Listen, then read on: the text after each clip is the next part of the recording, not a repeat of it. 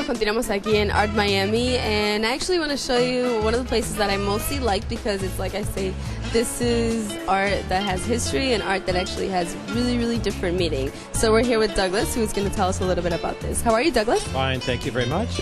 Well, tell me, how has Art Miami been for you the first day? Well, it's a very fun show. We're not a contemporary art gallery, which may be obvious. So we get people coming into the gallery who think that this is all contemporary and then are surprised to find out that it's actually historic, in many cases archaeological. So we like to blur the line between historic and contemporary art.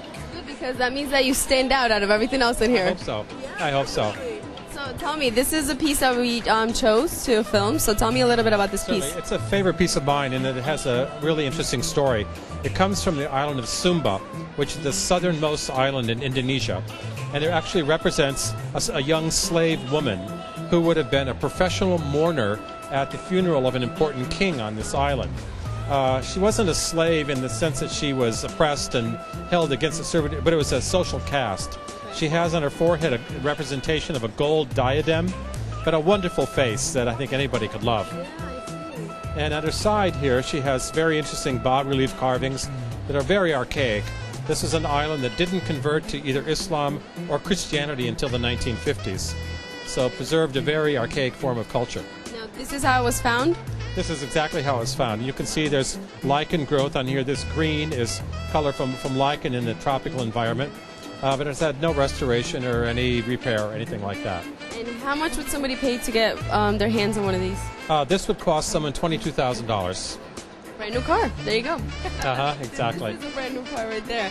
And what goes behind? Because I see most of the pieces that you have here are actually, from a lot of years, and they're a lot of years old. How do you conserve them, and how do you discover them? Most everything we buy out of old collections, often from collectors have been here in the United States for many years. That's very important that we know where things came from and how they came into this country. We also buy things that are only in good condition. That's also an important part of the market. Some things have minor damage and minor repair, but if it's significant, we have to point that out. But we try to avoid things that are not in really great condition. I think anybody could expect a little, something, because it's something with so many years that you would expect that has something on it. That's what makes it, it's that video. Right, and people like buying a piece of history that's much greater than their own. Yeah. And where's your gallery located? We're in Chicago. Do you want to give anybody a website if they want to check it out? Certainly, our website is douglasdawson.com. Oh, that's your name. That's my name, surprisingly enough. Have you done this all your life? Well, all of my adult life. I've done it for about 26 years. So. Have you ever actually gone and dug something out? Nothing significant. Part of it? No, I know I would love to, but it's a little late to do that. So. No, come on. Well, I mean, legally late. I mean, to go into a country and dig things up it gets you in some pretty big trouble. So if something's found in, for example, Zumba, then nowadays it cannot leave that place, right? Well, it depends on the country. Many countries have laws regulating the exportation of this, and we have to be very careful about that.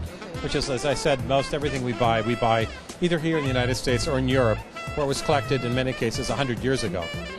All right, Douglas, thank you so much. Have a wonderful day. Pleasure. Thanks for being interested. Thank you. All right, guys, stay tuned, and I think we have a little more left to go, so let's walk around. Come with me. Vengan conmigo. Ya terminamos aquí una de las galerías que está en Chicago. Todo, digamos, ancestral, ¿no? Todo más de 100 o 300 años de vejez, por lo tanto, espero que les haya gustado y continuamos con Miami TV.